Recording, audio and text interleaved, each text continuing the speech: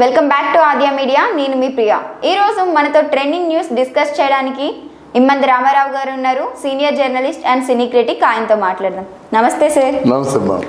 So Prabhas గురించి తీసుకుంటే young rebel star, ఆయన ఫస్ట్ మూవీ నుండి ఆదిపురుష్ వరకు ఆయన గ్రాఫ్ ఇలానే ఉంది. ఆయన గ్రాఫ్ ఎలా ఉన్నప్పటికీ ఆయన ఫ్యాన్స్ మాత్రం ఎప్పుడు ఇలానే చూసారు ఆయన్ని, ఆ పొజిషన్ అయింది. అయితే ఇప్పుడు రీసెంట్గా ప్రభాస్ అప్పుల్లో కూరుకుపోయాడు, ఎందుకు ఏమిటి అనే ప్రశ్నలు బయటకు వస్తున్నాయి. అసలు ఏంటివన్నీ? ఇవి మనకి ఇండస్ట్రీలో ఎప్పుడు ఈ బ్లూ న్యూస్ అని నీలి వార్తలు అవి ప్రసారం అవుతూనే ఉంటాయి. ఏదో విధంగా ఎవరో పుట్టిస్తారు, ప్రసారం అవుతాయి. ప్రభాస్ ఏమిటి అప్పుల్లో కూరుకుపోవడం ఏంటి? ప్రభాస్ అప్పుల్లో కూరుకుపోవడం కాదు, ఊహించని విధంగా రాధేశ్యాము. తర్వాత ఇక్కడ ఆదిపురుషు ఎంతో మనకి ఒక బెటర్ లైఫ్, అంటే నెక్స్ట్ లెవెల్కి వెళ్తాడేమో అనుకున్నటువంటి ప్రభాస్ని కొంచెం డిసప్పాయింట్ చేసింది. అందువల్ల ఇంకా ఉంటారు కదా కవులు, ఊహాగానాలతో రాసేసుకున్నారన్నమాట ప్రభాస్ అప్పుల్లో కూరుకుపోయాడని. ప్రభాస్కున్న ప్రాపర్టీ ఎంతో తెలుసా? వాళ్ళు రాజుల బిడ్డలు.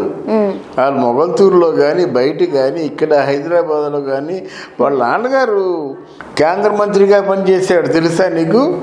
హోమ్ మినిస్టర్గా కృష్ణరాజు గారు పనిచేశారు. మన అనకూడదు, కార్పొరేటర్గా పనిచేస్తున్నాడే కోట్లు సంపాదించేస్తున్నాడు. అలాంటిదేమో సెంట్రల్ మినిస్టర్గా కేంద్ర మంత్రిగా పనిచేసినటువంటి కృష్ణరాజు మరి ఎంత సంపాదిస్తాడో ఆలోచించవచ్చు కదా. అది ఏమీ లేకుండా కేవలం అయిపోయింది, అప్పుల పాలు అయిపోయి రోడ్డు మీదకి వచ్చేసాడు. అందుకే పెళ్లి చేసుకోవడం లేదు. ఇలా పుట్టించేవాళ్ళు, అందుకే మీకు యూట్యూబ్ ఛానల్లో చెప్పేవాళ్ళ మీద నమ్మకాలు పోతున్నాయి ఈ రోజుని. వాళ్ళు ఏదో ఒకటి వాగుతుంటారా ఇలాగ అంటారు, వాళ్ళు ఏదో ఒకటి కూస్తుంటారా అంటారు. కానీ అదేం కాదు. ప్రభాసు అది కాదంటే ఊహించని విధంగా 2 సినిమాలు ఆడలేదు. రాధేశ్యామ ఒకటి, ఆదిపురుష్ ఒకటి. మరి నెక్స్ట్ సినిమా బ్రహ్మాండంగా ఆడవచ్చు, దాంతే ఉంది. అంత తేలిగ్గా ఇప్పుడు దిగిపోడు, అప్పుల్లో కూరుకుపోడు. ఏదో ఉంటుందా 300 కోట్లు 400 కోట్లు ఓ తెచ్చు. అప్పులంటే ఏమిటంటే వీళ్ళు ఎసెట్స్ తీయరు. వీళ్ళ తాలూకు పరిస్థితి ఎలా ఉంటుందంటే ఎంతవరకు ఉంటుందో 1000 కోట్ల అసెట్స్లో రూపాయి తీరు. వాళ్ళు మామూలు జస్ట్ ఆ లిక్విడ్ క్యాష్ ఏదైతే ఉందో బ్యాంకులో డిపాజిట్స్ ఏమున్నాయో, లేకపోతే మనకు ఈ టర్న్ ఓవర్ క్యాష్ ఉంటుంది కదా, అయితే సరే అయిపోతాయి. మళ్ళీ కావాల్సి ఏముంది వాళ్ళకి ఏముందమ్మా, వాళ్ళకి ఒక ఏదైనా ఒక చిన్న ఏరియా అమ్మేసినట్టయితే వస్తుంది ఒక 500 కోట్లు. పెద్ద సమస్య ఏం కాదు. అందువల్ల ఇది ఇట్లాంటి పుకార్లు పుట్టించే వాళ్ళు తగ్గించుకుంటే మంచిది. అలా ప్రభాస్ కూడా దీనికేమో డిసప్పాయింట్ అయిపోకుండా బాధపడకుండా ఉంటేనే నెక్స్ట్ ఫర్దర్గా చేయగలుగుతాడు అన్నమాట. ఇలాంటి రూమర్స్ రావడానికి మరిన్ని రీజన్స్ ఏంటంటే ప్రభాస్ గారు దేని మీద స్పందించరు అంత ఈజీగా. అసలు ప్రభాస్ గారితో మీకున్న అనుబంధం ఏంటి? ప్రభాస్ గారితో నాకు పెద్ద అనుబంధం లేదు, కానీ నాకు కృష్ణరాజు గారితో మంచి అనుబంధం ఉంది. ఎందుకంటే కృష్ణరాజు గారు ఒక మంచి సంఘటన చెప్తారు. అమరదీపం సినిమా పెద్ద ఊహించని హిట్ అయిపోయింది. ఆ సినిమాని మాకు ఎక్కడంటే సుభాషిణి థియేటర్లో ప్రివ్యూ వేశారు. ప్రివ్యూ వేస్తే జర్నలిస్టులు అందరూ కూడా ఏం చెప్పారంటే, ఏమిటండి ట్రాజడీ, ఏమిటండి రెబల్ స్టార్ కృష్ణరాజు చచ్చిపోవడం ఏంటండి, ఆ తన దగ్గర దీపం ఏమిటండి, మాధవి ఇలాగా ఏమిటండి ఇవన్నీ అన్నారు జర్నలిస్టులు. నాకు ఎందుకో ఆ సినిమాలో చాలా నాకు బాగా నచ్చింది. అలాగే మన ఊరు పాండవులు సినిమా కూడా చాలా బాగా నచ్చింది. నచ్చబట్టి చెప్పా. చాలామంది మన ఊరు పాండవులు కూడా అందరూ కొత్త కుర్రాళ్ళు పెట్టేశారండి, ఆ కృష్ణరాజు ఎప్పుడు తాక్కుని ఉంటాడు, ఆ షాడో కింద జారిపోద్దని చెప్పా నేను. మన ఎవరికి జయకృష్ణ గారికి లేదండి, చాలా బాగుంది. ఆ కృష్ణరాజుని శ్రీకృష్ణుడిగా పోర్ట్రేట్ చేయడంలో మాత్రం అద్భుతంగా బాపుగా చేశారని చెప్పాను. అది అలాగే నిజమైంది. జయకృష్ణ తాలూకు సీతారాముడు సినిమాకి నన్ను అసోసియేట్గా పెట్టుకున్నాడు ఆయన. సూపర్ సూపర్, అర్థమైందా? అందువల్ల ఆ నమ్మకంతో దీన్ని అడిగారు అన్నమాట. అడిగితే చెప్పా చాలా బాగుందండి, చాలా డిగ్నిఫైడ్గా ఎక్కడ అంటే అండర్ యాక్టింగ్ చేశాడు Krishnaraju. Under acting over acting రెండు ఉంటాయి. ఫర్ ఎగ్జాంపుల్ రజనీకాంత్ ఉన్నాడు అనుకోండి, దాన్ని ఓవర్ యాక్టింగ్ అంటారు. కమల్ హాసన్ ఉన్నాడు అనుకోండి, అండర్ యాక్టింగ్ న్యాచురల్గా ఉంటుంది. అది న్యాచురల్గా ఉండే యాక్టింగ్ని అండర్ యాక్టింగ్ అంటారు అన్నమాట.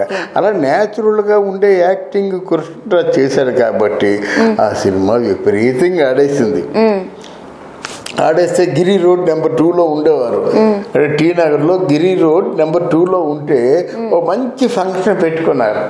మామూలు కాదు, జర్నలిస్టులు అందరినీ పిలిచేసి గ్రాండ్ ఫంక్షన్ పెట్టుకొని ఏదో జర్నలిస్టులకి ఉంటాయి కదా గిఫ్ట్లు, ఆ గిఫ్ట్లు ఇస్తున్నారు అన్నమాట. నేనేం చేసేవాడిని, నేను నవల్స్ రాసేవాడిని. దాసరి గారి దగ్గర నుంచి ఇంటికి వచ్చేసిన తర్వాత ఇంట్లో ఒక 6 గంటలకో 7 గంటలకో కూర్చుంటే మళ్ళీ నవలు రాసి పడుకుండేవాడిని. అంటే అంత 11 గంటలు అంత అయితే ఒక 4 గంటలు 5 గంటల్లో నవలు రాసేవాడిని, 96 పేజీలు. అలా నేను రాసుకుంటుంటే బయట ఒక రెడ్ ఫియట్ కార్ ఆగింది. చాలాసార్లు చెప్పాను, ఏంటయ్యా ఇంకా మర్చిపోకుండా ఇంకా చెప్తున్నావు అని చెప్పాడు మొన్న నాయుడు గారి కుటుంబంలో. ఏంటంటే రెడ్ ఫియట్ కార్ ఆగింది, ఎవరిలో వచ్చి ఆగి ఉంటుందిలే. నేను నాగార్జున నగర్లో చలం గారి ఇంటి ప్రక్కన ఉండేవాడిని. అయితే సడన్గా కారు దిగి ఓ పెద్ద పొడుగాటి ఆకారం నడుచుకొచ్చేస్తుంది. ఎవరో అనుకుంటా నేను, అంతే వాళ్ళు సెపరేట్ పర్సనాలిటీ కదా. వచ్చి ఉంటే దగ్గరకు వచ్చి ఏంటే రాసుకుంటున్నావు తీరుబడి కదా అదే బాయ్ అని అనమాట. అది కాదండి, ఏది కాదు, బట్టలు వేసుకో నువ్వు అమ్మా. ఇక ఫంక్షన్ పెట్టుకుంటుంటే ఈయనేమో ఇంట్లో కూర్చున్నాడు. ఆయన అందరు జర్నలిస్టులు రిపీట్, అందరు జర్నలిస్టులు వచ్చాడు, ఈయన రాకండి ఇంట్లో కూర్చుంటాడా? గొప్ప. అయితే నేను నీ గురించి ఆలోచించాలి, అయ్యా నువ్వు పెద్ద విలనివి. ఇలాగా సరదాగా మాట్లాడేసి అలాగా ఆయన ఎక్కడ చేయగలిగితే మనిషి ఉంటాడు, మనం మామూలుగా ఆయన బుధాల దగ్గరికి కూడా రావు. అలాగా బుద్ధం మీద చేసుకొని తీసుకెళ్ళాడు. కానీ అట్లాంటి నన్ను నమ్మకంగా చూసేవాడు. ఇంటి వరకు వచ్చారంటేనే ఎంత అనుభవం ఉందో సరే తీసుకెళ్ళేవాడు. వెళ్ళి అందరితో పాటు నాకు అంటే ఒకవేళ అది నా గొప్పతనం కాదు, ఆయనకి నచ్చిన వ్యక్తి ఎవరు రాకపోయినా సరే అంత కేర్ తీసుకుంటాడు. అది కృష్ణరాజు గారి గొప్పతనం. అర్థమైందా? తర్వాత పుట్టినరోజులకి పిలిచేవాడు. నేను కొంచెం భోజన ప్రియుని, కానీ ఆ ఇంట్లో భోజనం చేయలేము. ఎందుకంటే మామూలు భోజనం అంటే ఎలాగుంటుంది, మొత్తం వెరసి ఒక 5 కేజీలు భోజనం చేయాలి. మీరైతే 1 కేజీ కూడా తినలేరు. 1/2 కేజీ కూడా తినలేం కదా. మనకి డైటీషియన్లు ఏం చెప్తారు, 250 గ్రామ్స్ అంటారు. అంతకంటే ఎక్కువైతే 50 గ్రామ్స్ పెంచుతారు. అంతేగాని ఆడవాళ్ళు కానీ మగవాళ్ళు కానీ అంత పెంచరు కదా. కానీ అక్కడ అలా కాదు. కూరలు, చేపలు, రొయ్యలు, పీతలు, బోటి, తలకాయ, మాంసం, చికెన్, దుప్పు మాంసం, ఇలా మాట. రాయలసీమ రుచులని ఒక చోట పెట్టేస్తారు. అయితే రాయలసీమ కాదు, అయింది మొగల్తూరు కదా, వెస్ట్ గోదావరి. రాజులు అలాగా రుచులు ఎక్కువ ఇష్టపడతారు అన్నమాట. మంచి పీతలు, మంచి రొయ్యలు, మంచి తలకాయ, మంచి సార్ ఇప్పుడు తినాలనిపిస్తుంది. అంటే అలాగమాట ఎంత రుచిగా ఉంటుంది తెలిసిన. ఒక 50 గ్రాములు 100 గ్రాములు కాదంటే ఎక్కువ తినొచ్చు. అలా కాదు, అన్నీ తిన్నంత వరకు కదలలేవు అన్నమాట. తిన్న తర్వాత మనం కదలలేము. అంటే ఆ తర్వాత ఏమో మంచి చెడ్డ మాటలు మాట్లాడి వాళ్ళ ఇంట్లో టీ ఫ్రెష్గా ఉంటుంది. టీ చాలా ఫ్రెష్గా ఉంటుంది. మరి పెద్ద కప్పులతో ఇస్తారు, చిన్న కప్పులతో కాదు. అలాగే డివి నరసరాజు గారు కూడా అలాగే పెద్ద రాజులు, వాళ్ళు ఇంత కప్పుతో తాగుతారు అన్నమాట. అదొక ప్రెస్టేజ్ క్వశ్చన్. అంటే ఆయనతో అంత అనుబంధం ఉండేది. కానీ తర్వాత ప్రభాస్ తాలూకు నేను వార్తలో ఇన్ఛార్జ్ ఎడిటర్గా పనిచేస్తుండేవాడిని సినిమాకి. కనుక ఆయన తాలూకు ప్రభాస్ బర్త్డేలు కూడా తప్పకుండా పిలిచేవాడు అన్నమాట. వెళ్తే డబ్బులే ఇచ్చేవాళ్ళు. తర్వాత బాగా ఎంత మంచి డ్రింక్ ఉంటే అంత మంచి డ్రింక్ మాట. మామూలు చిన్న డ్రింకులు కాదు, చీప్ లిక్కర్లు కాకుండా మంచి కాస్ట్లీ పీటర్ స్కాచ్ కానీ, ఇంకేమైనా వ్యాట్ 69 కానీ, ఇంకేమైనా ఫారెన్ డ్రింక్స్ ఏమైనా తెచ్చినట్టు అవి కానీ. అంటే అక్కడ లేని బ్రాండ్ అంటూ ఉండదు. మనకి ఎంత కెపాసిటీ ఉందో అంతవరకు తీసుకోవడం తప్ప అక్కడ లేని బ్రాండ్ అంటూ ఉండదు. అక్కడ తాగే వాళ్ళకి ఎంత తాగి మీకు మందు లేదు పోండ్రే అనరు. ఎంత తాగిన వాళ్ళకి తాగినంత, తిన్న వాళ్ళకి తిన్నంత. తర్వాత కొంచెం లిమిట్ చేశారన్నమాట. తాగేసి అక్కడే పడిపోయి ఇలాంటి పరిస్థితులు వచ్చేసరికి లేదు మీరు 2 పెగ్గలు 3 పెగ్గలు తీసుకోండి. మీరు హ్యాపీగా ఇద్దరు జర్నలిస్టులు చచ్చిపోయారు. అయ్యో మన ఎక్కడ లోయర్ ట్యాంక్ బండ్ ఉంది కదా, అక్కడ ఒక జర్నలిస్టు వచ్చేసరికి జడ్జి స్కిడ్ అయిపోయి అంత ఒక 100 మీటర్ల దూరంలో పడ్డాడు, అయిపోయి చచ్చిపోయాడు. ఇంకొక వ్యక్తి కూడా అలాగే, 2 జర్నలిస్టులు, ఒకరు ఆయన పేరు శ్రీనివాసు, ఒకరు రాధాకృష్ణ, 2 చచ్చిపోయారు. అప్పటికంతా జాగ్రత్త పడ్డారు అనమాట. ఇట్లాంటి అనుబంధం ఉండేది. ఓవరాల్గా వాళ్ళు ఏంటంటే ఇప్పుడు ఒక వ్యక్తి చనిపోయినట్టు మన భోజనాలు ఎంత పెడతాము, 10 లక్షలు పెట్టి పెడతాం. కానీ 4 కోట్లు పెట్టారంటే వాళ్ళ స్థాయి ఏమిటో ఆలోచించు. అదే కదా, 4 కోట్లు పెట్టి 1,00,000 మంది పెడితే దేశాలతో మిగిలిపోయాట వంటకాలన్నీ. 1,00,000 మంది భోజనం చేసినా మరి ఎన్ని వండించారో చూడండి. కనుక వాళ్ళ ప్రతిష్ట వేరు, వాళ్ళ పద్ధతులు వేరు, వాళ్ళకున్న సంపదలు వేరు. ఇప్పుడు నేనేమనుకుంటున్నానంటే ఇక్కడ కృష్ణరాజు వేరు, ప్రభాస్ వేరు కాదు.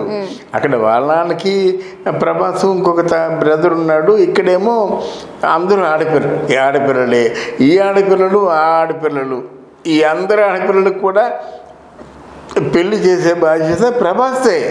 కొడుకైనా ఎవరైనా ఆయనే, ఆడపిల్లలకి అన్నయ్య అయినా తండ్రి అయినా ఆయనే. కనుక అవి చాలా బాధ్యతలు ఉంటాయి. అన్నీ చూడకుండా అయిపోయింది ఈజ్ కేర్ ఆఫ్ ప్లాట్ఫారం అని చెప్పినట్టయితే వాళ్ళు ఏం చేయరో నాకేం అర్థం కాదన్నమాట. మనం చెప్పుకుంటే జెన్యున్గా మనం తెలుసని చెప్పాలి, లేకపోతే మనం తెలియదని చెప్పాలి. కానీ అప్పుల పాలు అయిపోయి చూసాడా, నేనేమి అప్పిచ్చాడా. కనుక ఎట్లాంటి పిచ్చి పిచ్చి మాటలు మాట్లాడితే మనకే విలువ తక్కువగా ఉంటుంది అన్నమాట. Thank you so much sir. అలానే ప్రభాస్ గురించి అడిగితే మీరు కృష్ణరాజు గారి గురించి కూడా చెప్పారు. ఆయన లేని రోజున సందర్భం వచ్చింది కనుక చెప్పారు. ఆయన గురించి మాట్లాడడం చాలా సంతోషకరంగా ఉంది. Thank you so much sir. So చూసారు కదా, ఇది ఇవాల్టి ట్రెండింగ్ న్యూస్. మరిన్ని ఇంట్రెస్టింగ్ న్యూస్తో మళ్ళీ మీ ముందుంటుంది ఆద్య మీడియా.